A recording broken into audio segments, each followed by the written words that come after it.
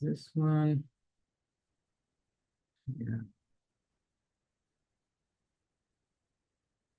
So can you see the screen, the presentation? We can. Okay, good. So yeah, I'm working as an assistant professor and irrigation specialist with the University of Arizona. And my role is to, help farmers, with choice of the best irrigation system that would fit their farm, help with irrigation management, and I'm available anytime. My location is Maricopa Agriculture Center in Maricopa City. So today we'll talk about irrigation systems and methods for water management. And since I have a 45 minutes, I decided to put like a little introduction, but I will not, if it's long, let me know. So basically, everyone is aware about our water situation. And as we are in a serious problem, right, at the state of Arizona. But with your help, with the farmers' help, I'm sure we can pass through. The first figure in this one shows you how we were relatively efficient. And from 1980, we started to see decrease in water use, as you see here, which is the blue line, and the increase in irrigated areas, which is something that's really good. The one below it would show you that we have decrease in gravity systems, basically flood irrigation, and increase in pressurized systems, which is drip and sprinkler irrigation systems. This one is also known information. As I said, if you take a look at this one, shows the United States, and in Arizona, we are within, going to moderate to severe areas of, when it comes to drought, right? So we need to take an action as soon as possible. And as you know, more than 70% of our water goes towards agriculture. So this is an area, if we can save water in agriculture, we would be in a good shape. So why do we need to save water and have more efficient irrigation? First thing we can, can irrigate more lands. This is one of the goals. We can cultivate like high water user crops like alfalfa, cotton, and corn. And we need to increase water productivity, which is the yield per unit of water. How much yield you can get for each unit of water. So what are the issues that we can face, that would prevent us from, having like better efficiency or using this system that would help us save water? First thing is, when you talk to a grower about, another irrigation systems other than flood, he would ask about how much it would cost. So the capital that you put at the beginning, this is a major issue for them. Second one would be, they may not have enough information about the systems like drip irrigation and the use of like center pivots and all these systems. Also maintenance, and it has two parts: knowledge about how to do maintenance and the cost of maintenance. And some issues may happen if you are trying to save water and apply less water. That means you not push the salts away from the root zone.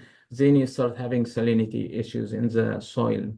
Another thing is the availability of internet, which may be solved in Neoma. I know there is an event coming where they are, celebrating basically having internet everywhere where they can access it for farms. So this may be another issue, which is needed for you to be able to access information from like sensors and systems on your phone, and being able to track all that using, like your laptop or phone. We have different systems like gravity-based systems, like what you see in the pictures, like flood irrigation, where you have basins, you divide the field into different, sections, and you irrigate one or more than one section at a time. And then we have flood irrigation, furrow irrigation, which is basically where you have beds and furrows in between, and water would go in the furrows to the end of the field up. And in the furrow systems, you may have what's called surge irrigation, where you apply water intermittently to try to reduce, runoff and save a little bit of water.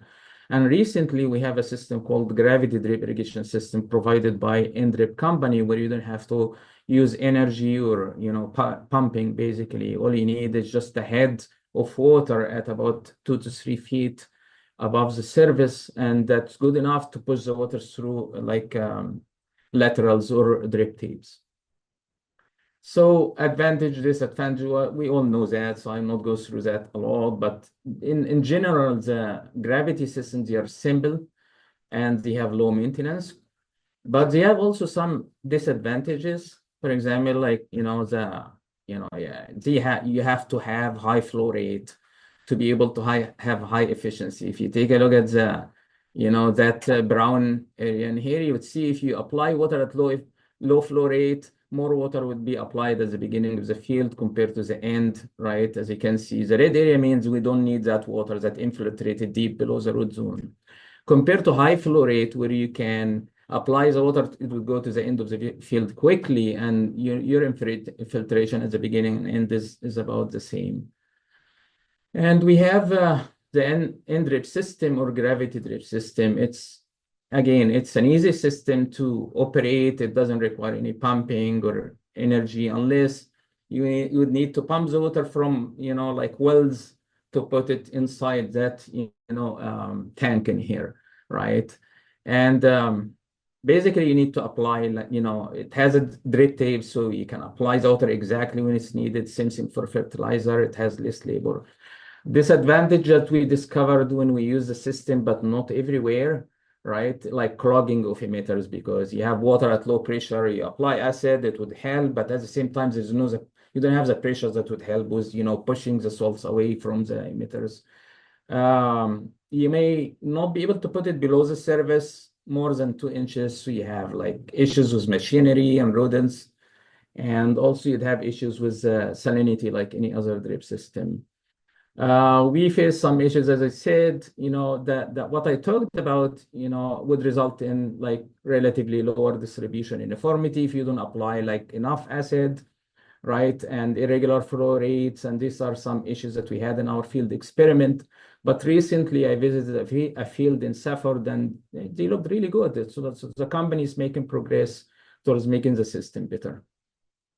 So this is our system where we have to apply acid inside the system to clean the emitters, basically, so we don't have like clogging issues, because we don't have energy there. So what we did, we used a solar panel, a pump, and like pH probe, where we have the probe inside the water. When it sends that the pH is higher than a certain level, it will start working automatically, which was really good. So this is a sprinkler system, right? We have sprinkler systems for a long time now, where you require like pumping, pressure, pipes and nozzles and sprinklers, and they have controllers where you can apply the water for a certain time and it will stop automatically. Can be operated manually or automatically. Advantage, you have high irrigation efficiency under these springs that can go up to 95%. Good distribution uniformity. You can apply water and fertilizer through the system.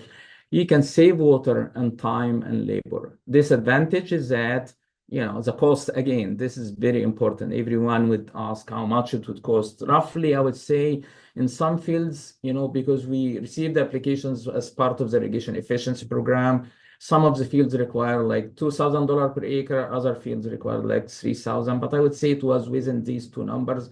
In some extreme cases, it reached like $3,800 per acre. You would need energy, you would have reduced distribution uniformity if you have windy conditions, and you may have also the risk of, having salinity issues and delayed germination, right, in some situations. So we have the old ones that used to operate at high pressure and requires lots of energy, 70 to 110 PSI sprinklers, right? Efficiency was relatively lower, 60 to 65. And a copy of the center pivot, but can move in straight line instead of circle, would be what's called linear move system. It's similar, to the center pivot. They made what's called mesa or mid-elevation spring elevation. Basically, the first one, the previous one, it was really high above the plant, right? So you'd be, if you are in windy conditions, it would be a problem. You have low irrigation efficiency. But with that one, it was about in the middle between the plant and that, main line. So higher a little bit irrigation efficiency and, distribution uniformity.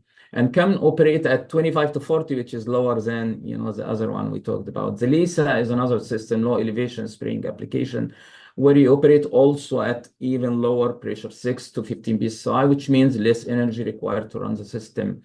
And since, the sprinklers are very close to the plant, about 1 foot above the plant surface, which is good because it would reduce the effect of the wind that happens. So in windy conditions, a little bit better and has a little bit higher irrigation efficiency, ranges from 88 to 97%, which is excellent. Also, we had what's called LEPA, which is low energy precision application, similar to the other one, which is LISA, but they use they use bubblers or drop socks, which is, basically you would go above the, furrows. So as if you are applying a flood irrigation, but it's more precise, less water, so there is no runoff. So it was really, really nice. It's still available. Application efficiency about 95%. There is something new like the 360 rain, which is really nice. It's fully automated. Water is applied through a hose, which is 3-inch hose, and it would move precisely automatically, like automated with RTQ, which is precise location using GPS and stuff like that. So it's really nice system, right? That would fit some areas, in Arizona. It was not at the time when we checked it suitable because of the amount of water that it can apply per week was limiting, using something like that in Arizona, but it's a very nice system. Also, we have what's called the mobile drip, which is basically like similar to center pivot or linear move system, but instead of using sprinklers, use like drip tapes, as you can see in this picture, right? So you can apply water in the furrows. So it's similar to flood irrigation, less amount, exactly the amount that you need for germination and crop growth. So it's a system that's available. One of the issues that you would have is that, you may have like emitter issues because it's dragged on the surface of the soil. But when I contacted the company in previous, workshops, they said they were able to solve the issues like that, and it can last for a while, the drip tape. We have the water gun. It's well known. Basically, you can use it at different operating pressure, as you can see, and it would result in different flow rates. So it has a good range, right? And it can run in an angle between 15 and 45 degrees. And it's a nice system that can work in a full circle or partial circle. Pressurized drip system, well known for a very long time, can operate at a relatively lower pressure, like 15 to 35 psi. You would need a pump, filtration system like a filter, pressure gauges to monitor the flow, and if you have any leaks and stuff like that. And it has a controller where you can, say I would like to irrigate in that day for that number of hours, and can start and stop automatically, which is really good to lower the labor use. It can be manual operation or automatic operation, and can be used to apply fertilizer, which is what we call fertigation. They have, again, advantage, have very high application efficiency, 95%, high distribution uniformity. It can apply fertilizer and water, right? And it would save water and energy. But disadvantage is that, the initial cost, about $3,500 to $4,000, but it would last for a long time, like 20 years, right? The center pivot, by the way, can last for like 30 years or something like that, or 25, until, you would need like some serious renovations or something like that. Emitters can be clogged, similar to the gravity drip, but it has pressure, so it would help with that. And if you apply, use a good acid protocol to clean the emitters, everything would be fine. But again, it's vulnerable to, machinery, animals, root erosion, stuff like that. And what you need to do to have a good drip system, right? You need good design, right? If you have a slope in the field, you take that into consideration when you design, right? And you put it below the soil surface, and hopefully you can use mulch or something like that, and maybe soil amendment that would reduce evaporation. That would happen typically if you have the surface on the, the system on the surface of the soil. Salt accumulation would reduce that, algae growth, reduce algae growth, and improve water retention in the root zone. Also, good filtration system, regular monitoring and maintenance, and flushing the system. Flushing the system meaning apply water every once in a while to clean the system from any deposits inside the drip tape and stuff like that. And occasional leaching for the salts. Basically, leaching should be happening every irrigation. So leaching means you'd like to push the salts below the root zone. So you can do that by applying a little bit more water. How do you determine that? A good number is 15% extra. But if you'd like to calculate it, what you can do, send a sample from the water to the lab and sample from the soils. You would determine the salinity levels in both. Then you can use the numbers in this equation. So water salinity, and this is the soil salinity. Right, an example is given here that would result in leaching fraction about 17%. It's a little bit higher than the 15, based on the actual soil condition. If you need any help with that, I can always help you. So these are the experiments we have here to investigate that. So we know there are some issues about the system. Some people are not aware about which system to use, and also about the management of irrigation. So we did some irrigations with gravity drip system and other systems just to investigate into that. And by the way, we have a workshop coming on October 22nd about the choice of the system. How can you choose? And we invited people from, major companies like NetFM and, Valley Irrigation. And, also we invited NDRIP and some other companies to talk about that and how you can choose a system. So the first, experiment we're doing, testing gravity drip, compared to flood irrigation and their effect on the cotton growth and yield. So what we can see, what we expected to see is we have a new system that would save energy and save water, and hopefully this can achieve the same yields that we typically get here with flood with less water. So we tested gravity drip and flood systems. We had 2 systems and 3 irrigation levels, applying 100% of calculated crop evapotranspiration, 80% of crop evapotranspiration, 60%. And so this is our field here at Maricopa Agriculture Center, where we divided the field into 3 sections. In each section, we distributed the different treatments randomly. So we divided each section into, plots, what we call each plot is 6 beds, basically. And the length was not very long. It's what we have available here. It's about 400 feet or less, right? And we planted the Stoneville, this variety of cotton we got from Dr. Randy Norton. He is part of this experiment. And for us to determine how much is the crop AT, we have to use weather data. We get it from the Arizona Meteorological Network, or what we call azimuth weather stations. They are distributed in the state of Arizona. They're very good source for growers to use and to know, how much to apply.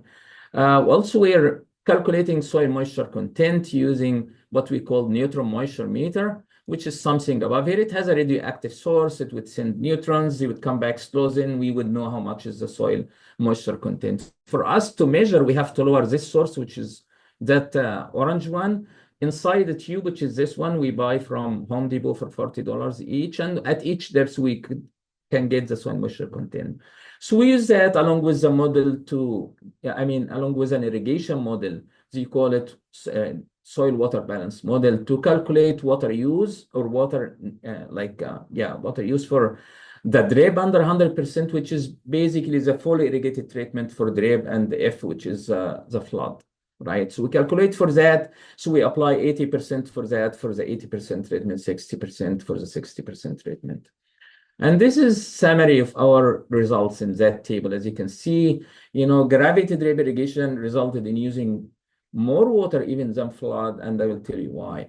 So 100% treatment, we used about 52.6 inches for cotton, which resulted in, length yield of about 1446 pounds per acre.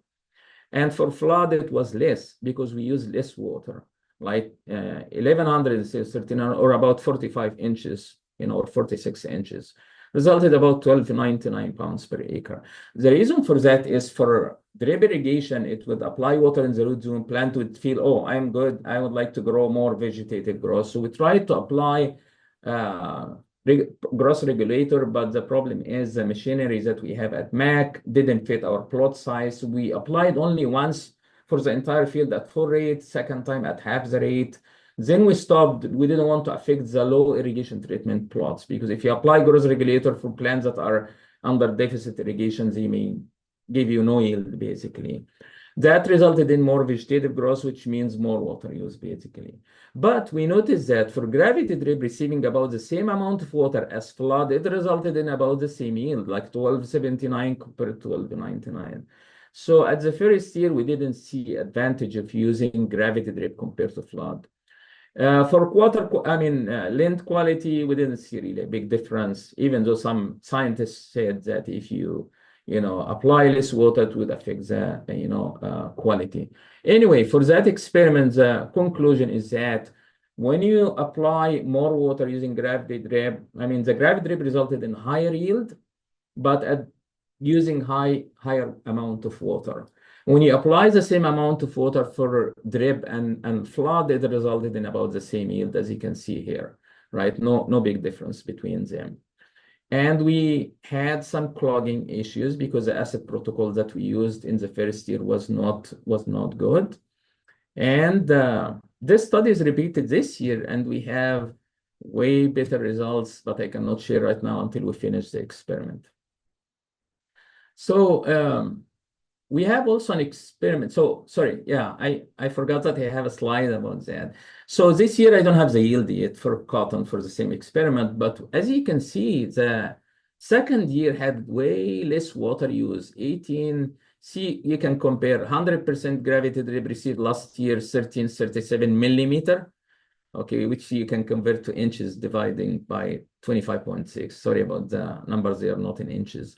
But you can see the big difference between this year and last year in the water use. We reduced the water use by 34% by following better acid protocol and by having the company come and doing maintenance for the system all the time. So we have big change in water use, which is great.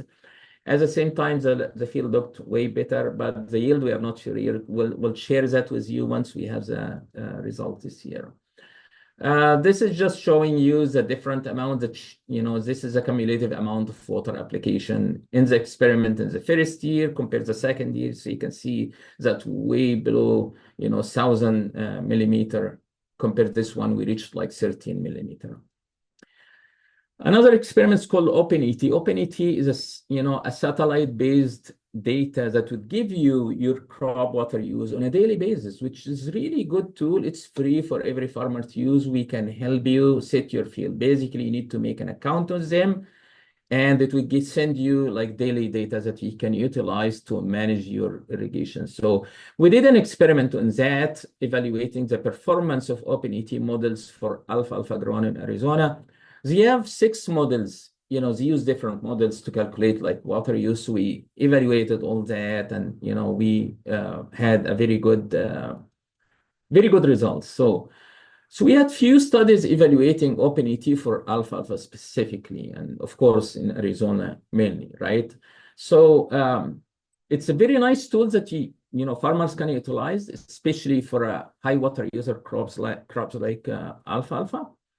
And so we wanted to investigate and see the effect. The difference between the 6 models that they have and what's called the ensemble. Ensemble is their average. So they give the 6 models, they get an average, they remove any outliers, then they call it ensemble, which is considered like a 7th model for them.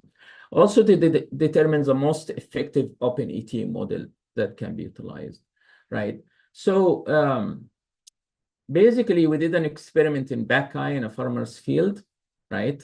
And, this data is focused on May until December of 2023, but we are still collecting data until today. We use the weather data. As I said, it was very important for us to calculate how much is the crop evapotranspiration. We would like to compare that what the OpenET data would look like compared to our calculated and, data for crop water use. We collected some soil samples. We put some sensors, as you can see here, in like 4 sections. One sensor from Syntec company, another, access tube, and we use what's called the neutron moisture meter that I talked about earlier to calculate soil moisture content. These are the different models. I'm not going to go into details. These are the 6 models I was talking about. And these are we use like criteria to determine which one is better. Also, I'll not go through details with that.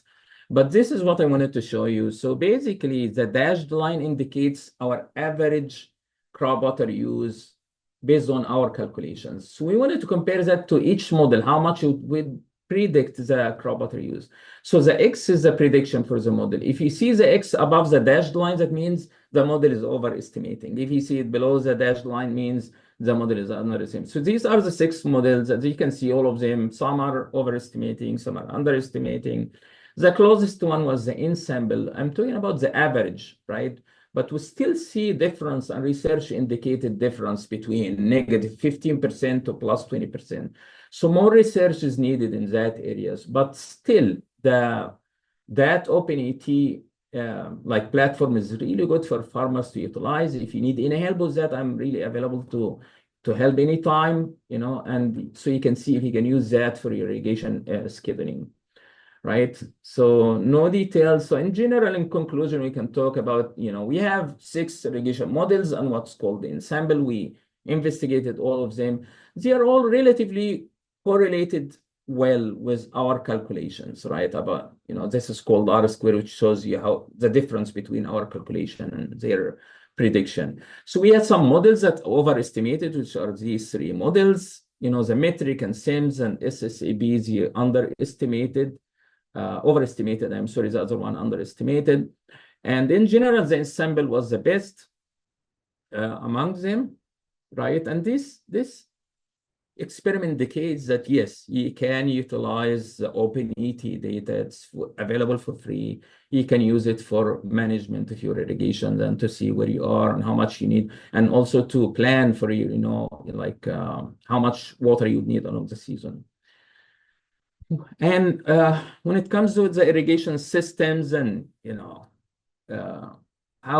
which system should we use? What are the issues that you may see with the different systems? We have an irrigation experiment at MAC on a 15-acre field to compare the center pivot with pressurized drip with, flood irrigation. So we are comparing for different crops. We started with cantaloupe. Then we'll go with broccoli that we are going to plant by the end of this month. And then after that, we'll have corn. And in the 3rd year, we'll have alfalfa. So we have plenty of data to determine or to look at what happened during the growing season. What are the issues that we faced and which systems that would be, suitable under these conditions that we have at MAC. So we have a pond in here that we utilize, as our water source for all the 3 systems. And we are utilizing the neutron probe again because it's very well-known system to use it for soil moisture content. It's very accurate for research, but not for use at farmers' field. We're using also synthetic soil moisture sensors, and we are testing also the soil amendment to see if there is a good effect of soil amendment on soil water holding capacity and on the yield. So we have a company, participating with us. It's called Desert Control.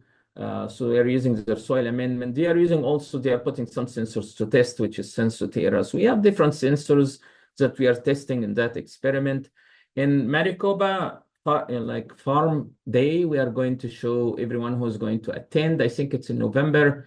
We'll show them the experiment. We'll talk about in details. If you are interested in coming and seeing that, it's very interesting.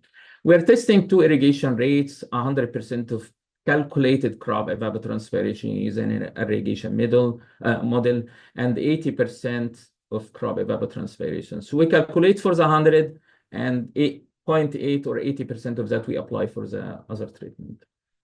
These are the different crops we are going to grow. And this is the field. As you can see here, we have a layout of the field where we have the center pivot taking majority of the area, because as you know, we would like to get it as big as possible.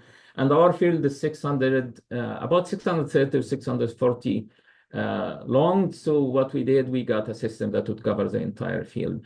And down here, we have the flood irrigation, which is the orange, and the green, light green is the drip irrigation and drip irrigation, yeah. So flood and pressurized drip. So we're testing different systems, different irrigation rates, and the white areas here are the soil amendments. So anything with A means we apply soil amendment in that area. 17A means we apply soil amendment. 18A in that plot we applied soil amendment in that area. Okay, so now I explained all that. We have two irrigation rates, we have soil amendment and no soil amendment in some areas. So we saw the effect on the yield. As you can see, this is our result for the cantaloupe, right? So this is the flood irrigation resulted in the highest yield, 25.8 tons per acre compared to 26.1, which is the one with the soil amendment. So the soil amendment resulted in higher a little bit in yield under flood, which is receiving full irrigation amounts 100%, right? If you apply 80%, there was a good difference between the one without the soil amendment, which is F80, compared to F80A, which is the one with the soil amendments, between from 23 to 26.6. It's a good difference, about 14.8%. Under drip receiving full amount of irrigation, 100%, there was no, I mean, there was a difference in actually in soil, I mean, about 16.7. But we didn't see that in the drip receiving less water or under deficit irrigation, which is the 80%. Why? We started seeing salinity issues. So we have an issue with salinity in the water and in the soil, which is good for us. We'd like to see, the effect of that. And so we started to see that, plant growth was not really in good condition under 80%. So it looks like the soil amendment did not help that much when we have salinity issues. Center pivot, right? We had like relatively okay yield, but under 80% it's lower, like 10 and 11.9. And again, under less water with the center pivot, we had good yield under soil amendment. Why? Because in center pivot and flood, you apply the water on top of the soil, maybe it would leach the salinity a little bit below the root zone. So it was okay. The soil amendment was doing fine, but for drip, low water, high salinity, it didn't work. So I don't want to go into more details with that because of the time, but I wanted to mention under center pivot, we had crusting issues, which delayed our germination a little bit, but we were able to handle that. For the salinity, we increased our leaching fraction, which helped with drip irrigation. And at the end, we got a yield for the 100% equivalent to the commercial yield. So I wanted to go to, like conclusion. So pressurized systems are good, but we need to continuously monitor the system, whether it's visually, by ground-based sensors, drones, satellites, whatever you have, right? And OpenET is a good method that can be utilized, still needs more investigation to show the difference between the model, which one is the best. And you need to apply the leaching fraction, whether you have drip or flood or whatever, you need to send samples to the lab and apply a little bit more water to leach the salt below the root zone, especially if you have pressurized system. Last thing, which is very quick, we have a project funded by, all these experiments are funded by the water irrigation efficiency program. But the last project is we are installing sensors in 10 farms. We already installed about 7 sensors in 7 farms. Every farm will have like 3 sensors to help them with irrigation management. Until now, everyone is very happy, very satisfied with the sensors. They are a little bit expensive sensors. They are not the regular one we buy, they're a little bit more expensive. We still have 3 locations. If you are interested, let us know. We can give you the sensors. We are supposed to keep the sensors in your field for 3 years and you have to pay nothing. This is the type of data you get from there. For each depth, you would see what's the soil moisture condition to see if you need to irrigate or not. It's a very exciting project in the farmers' fields where continuously maintaining, connecting them with the company, checking with them if they need any help, accessing the data, any issues, we can go and do maintenance for that. So in general, we're very happy with the results of the 3 projects. Everything is going fine with them. We're collecting very valuable data, and the end results would be to understand these systems more and see how we can manage our irrigation that achieve high irrigation efficiency. This is my information. I'm very happy to help you. I'm 2 minutes away. So if you have any question, I'm ready to answer. If you need to contact me later to get information about how to calculate leaching fraction for your field, how to access the OpenET data, how you would like to choose, how you can choose your irrigation system, right? I'll be happy to help. And again, there is a very nice workshop with about 6 companies or something like that that would present about how you can choose a system, why you should choose their specific system. It's a very nice workshop. We'll advertise it in our, newsletter, with Dr. Ayman, right? So he should send something, and Dr. Avik as well. And I will be happy to answer any question now.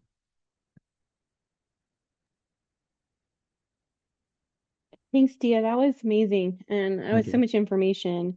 Yeah. We did have one question earlier when you were talking about originally introducing the drip system. And Joanne had asked if this system would work for a 3-acre field. So how can we downsize the systems to be effective for like a smaller It, farm? are you talking about the gravity drip, or are you talking about any I system? believe it was the gravity drip. It was the Yeah, I last mean, one. gravity drip should work in any field. It's a matter of the company. Are they interested in coming and installing in a 3-acre field? But it should work. It's the same. This tank that you saw in the field, it should handle, I think, like 20 acres, I think maybe more, right? But it can go down to, because whatever you feed it, it will distribute, right? If you are working at a low flow rate, it will keep pushing the water to that certain level where you have a certain head, and it will keep it at that level. Water would come exactly as you need. If you are irrigating 3 acres, it will be slow flow rate. If you are irrigating 20 acres, it will be a little bit high, but it should work, right? I can connect you with a company. This is my information, my phone number, my email. If you'd like to send me an email, and I will connect you with a company. Hopefully, they would be interested in working with a small farm. Until now, whenever I send them to, someone, they would respond right away. They would contact them. So please send me your information, and I'll connect you with them. Thank you. Joanne, did you have any follow-up with that?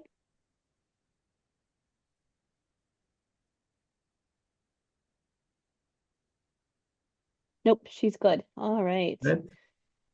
So I have a question for you.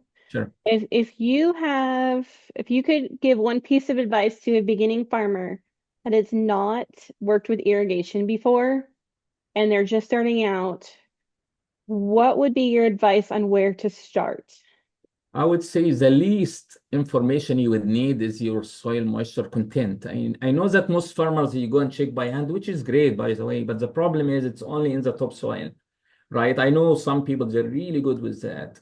But in my opinion, there are lots of sensor and alternatives. If you would like to use the minimum amount of information to schedule your irrigations, I would say buy a soil moisture sensor. If you need more information, we have an application on our an extension application on that, how to choose the sensor. But if you need help, contact me and I can help you with that. This is the least you can do. For irrigation systems, maintenance and monitoring. If you check there is salinity, for example, like what we discovered, just go right away and handle it. Like what we did, we increased our leaching fraction. And the other thing that we did is we bought gypsum this before the next crop. We cannot apply gypsum and see effect right away, right? Gypsum and elemental sulfur based on, we send samples to the lab. In Phoenix, it's Mott's lab. They send recommendations. You need to apply this much. So we bought gypsum, we bought elemental sulfur. We're applying before the next planting, and hopefully we'll see some good effects on the soil itself. So monitoring and soil moisture sensor, and yeah, that's it. Perfect. And I did put the link into the open ET Sure, website for people to look at. So that would be great. um, if anybody else has any question, I'll give it a minute or so to unmute and go ahead and ask your question.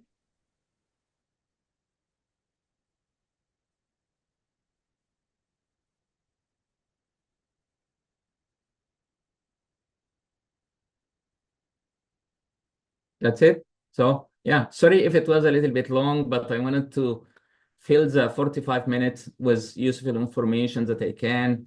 Sometimes it's boring, but I wanted to show you everything that we are doing. We have great experiments at Mac. If you're interested anytime to come to take a look and see what we are doing, and we'll be happy to give you a tour at Mac, even if